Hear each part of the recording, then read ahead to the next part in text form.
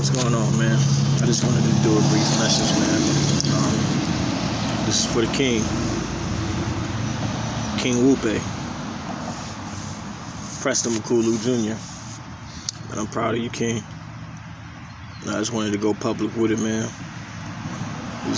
He became a whole an overnight internet sensation, man. They fucking with him, rocking with him. He told me they were rocking with him heavy in Brazil, man. So he got up to 100 subscribers this morning. I think he woke up at like 92 or 93. And then when I just left, we out at a family member's house. So I got to cut down this tree before I go back home. I'm ready to go back home already. I like being out here, but I got work to do at home. But back on subject. Yeah, when I left to go to the store, he had 107. I haven't looked at it now. I'm going to look at it in a little bit, but yeah, I think he's going to... Wait, what's today's date? Let me see what today's date is, y'all. May 10th. Yeah, he's going to pass me by the end of the month. By Memorial Day, he'll be past me. That's a good thing. That's a beautiful thing, man. I just wanted to like timestamp this time, man. That's one thing I like about making these YouTube videos. Cause for me, like I told my son, and I got another son that's, he's trying to find his way on YouTube. I think we're gonna do some sports blogs, stuff like that. But he's a lot younger, so we're figuring it out. We're gonna figure it out. It takes time. But what I told them, specifically my older, is this is a long-term investment. So this is kind of like the stock market, but you invested in yourself. And you're not going to see the investment right now. And it's good to teach kids that because they don't have a real concept of time. They don't know that they're going to wake up in 30 years, 24 hours from now. Now, kids not going to understand what I mean by that, but anybody who's 30, 40, 50, like me, I'm almost 40. Me and my mom went to go eat for Mother's Day yesterday at this restaurant that's connected to her church, and it brought flashbacks. And I went down memory lane about girls that I liked at the church, things I did at the church when I went there, choir, dance team, all that stuff. And it just seemed so real. It seemed like it was just yesterday. And shit, nigga, this was 1998, 1999. It's 23 years ago. It just feels like yesterday, man. It just goes like that. So I'm like proud of my son that he's following his dream. He's a tech guy. Yeah, he does tech, and he wants to be into tech, and but he does it, obviously. He makes videos. He likes to sing. So he's trying to figure out his way to combine music, tech, and videography or whatever. He's just trying to find his way, man. And he's already on it. And because I got him young, he doesn't have the concept of time. And we're not rushing. It's not about being famous. It's just about expressing yourself totally, and learning how to express yourself better and better every single day. And you do that every single day. And now we're talking 3 to 5 years down the line, when he's like 18. For him, I don't think it's going to take that long. It's not going to take that long. Not for him. I'm telling him it's going to take that long, but man, I wonder if my son... Sometimes I be wondering, do he got like a genetic mutation? Me and my youngest son laugh about this all the time, because my youngest son, like for instance, he like to play basketball. So we play, and we might work hard for 4 days straight, right? And then we might go for another couple of weeks, and he'd learn a new thing, and it took him like 2-3 weeks. And then I'll show my oldest son the same thing. Now everybody knows he got the strength of an athlete, but that's just not the first thing he thinks about when he wakes up. He wants to create something, whether it's tech, whether it's duplicating some new melody that he heard that he can Yeah, he can repeat the whole video game verbatim, every single sound, and remembers every sound. Or he want to make a video. You know what I'm saying? Or he wants to create a game. One of them 4 things, which is like the techie thing. But yeah, I really literally have the 13-year-old Kanye. This is exactly how Kanye started out. On the computer, video games. He only started doing the music because he wanted to, and he would draw and paint or whatever, but he only started doing the music because he wanted music for his video game.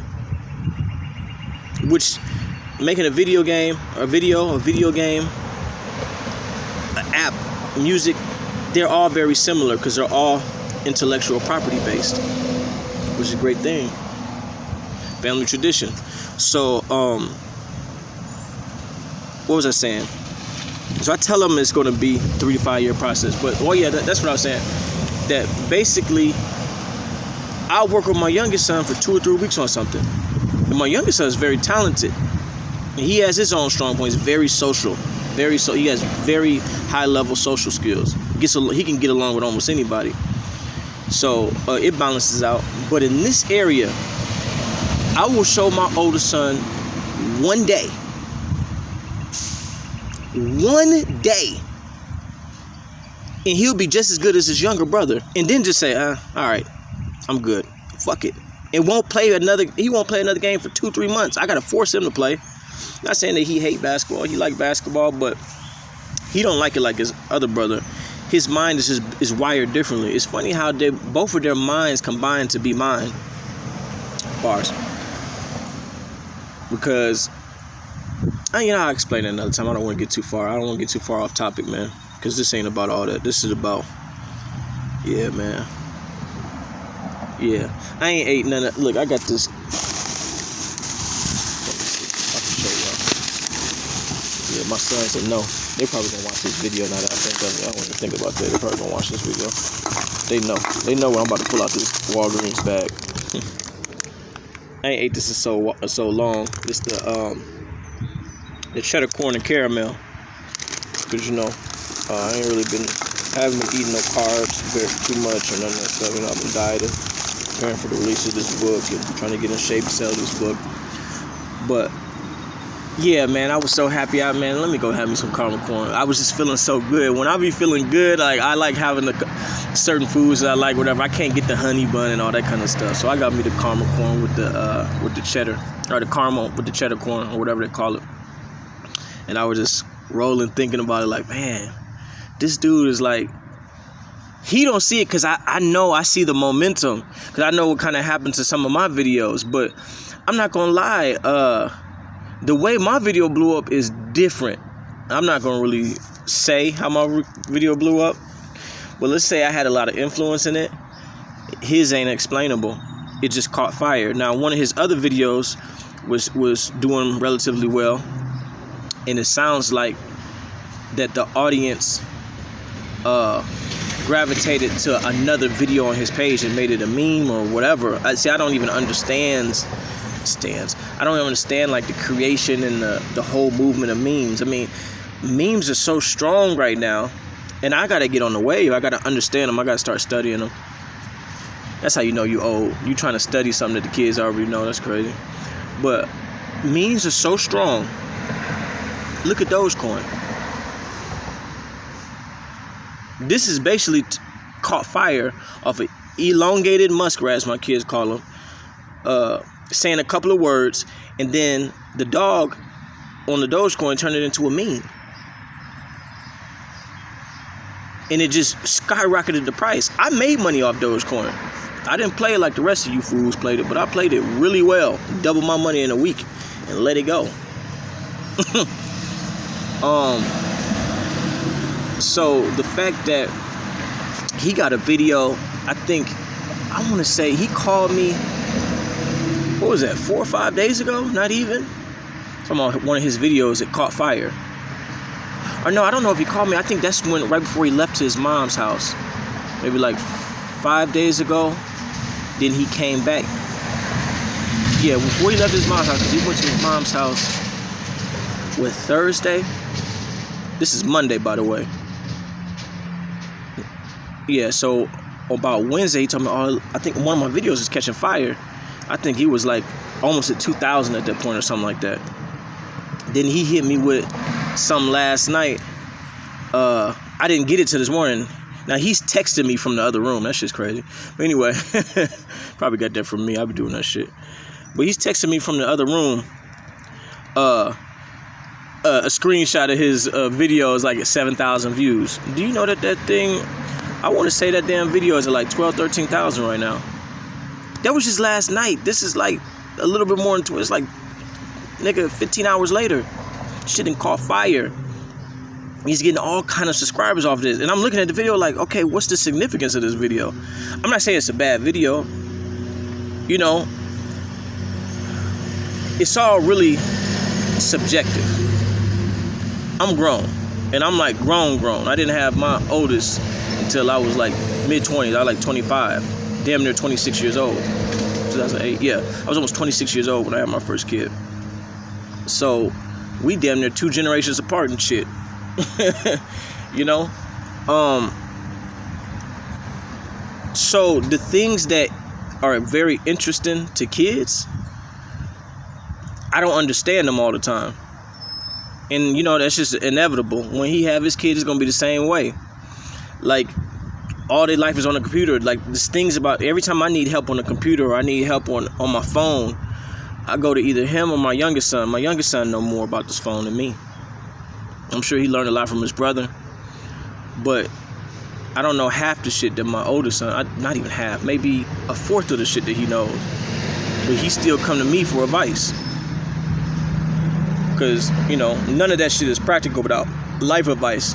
It doesn't matter how much fucking information you have about the computer. If you don't know how to to use in real life to make money and survive, you know? So he still needs me. But shit, I need him. I don't understand this shit. So it's going to be something that when he has a kid, yeah, he going to have to go to his kid. His kid's going to know more because they're going to grow up on a whole different type of thing. Like, I grew up on Nintendos and Sega. My mom didn't know nothing about that shit. You know? I don't know where I was going with that, but yeah, that's what I was saying. I'm looking at the video, and so it's not a bad video. I'm not saying it's a bad video. For any kids that might see this video, you know, that might come from his channel or whatever, because I think that he gets viewers from my channel and vice versa, it seems like sometimes. But it'll be stuff that he'll show me and I'm like, okay, this is cool, but I don't get it. They got their own little subculture. It's like a million subcultures now. When we was kids, we had a couple of subcultures. We had a hip hop, we had a R&B, we had gospel. I grew up on gospel. So, you know, the major components, rock, all that kind of stuff. But now these kids, like a person who like rap, and then okay, we had subgenres or subcultures. So I was more into, I like conscious rap and I like lyrical rap. And some people might like the raunchy ratchet shit, and I like hustle rap. I used to like the hustle. I like a little street shit too. Yeah, some drug dealer rap, but you know, I was the worst drug dealer that ever lived. That wasn't my hustle. I won't talk about what my hustle was right now, but that wasn't my thing. But salute to all the lazy drug dealers out there that don't know how to think. That didn't become Rick Ross, you know what I'm saying? But so you have a couple of subcultures, subgenres or whatever, but now it could be a guy. Like right now, I'm out in Joliet, right? It could be a rapper in Joliet that could have an audience just in the Chicagoland area. He could have his own little culture out here because it's on the internet. And you might go to Atlanta and nobody know about him. I'm hearing about music. My son has a whole nother thing that he listens to fucking video game EDM. Now, he got on EDM because of me, because I like EDM, but I like trap. I like the hip-hop EDM. I like some old dubstep, but I'm not really. It's more like Caucasians to me. That's just my opinion. But it's still respect to it because out of that came trap. Well, not out of it, but it has some elements of it. But it's like more of a hip-hoppy version of EDM. So salute to the dubstep, but I end up settling on the trap one. Well, he has his own subgenre of EDM. It's like video game EDM. It's weird, but some of it sounds kind of dope, but some of it I don't understand. Again, going back to that. So I'm using that to say this. They have a whole lot of options on it because of the internet now, all over the world. Like, you can have your own little subgenres that I would never understand. I will never understand this meme shit. But because he has an understanding of it, he knows how to keep poking and prodding. Oh, my shit gonna catch. And now he got one that caught, and I think it's gonna get a lot bigger than he think it's gonna get. I got a feeling. And what I say, because even if it's not this video, which I think it'll be this video, now it's in his mind. He's like, oh, I can do this better. Anyway, it's just a great day, man. It's a great day. I just want, like I said, I want this to be time-stamped. So I'm going to look back 5-10 years from now, see what we were doing when our videos are so much better. We done got so much more success. We can see where we at. How did we get there? And I'll be privatizing these videos as the years go on. And we're just going to sell the information.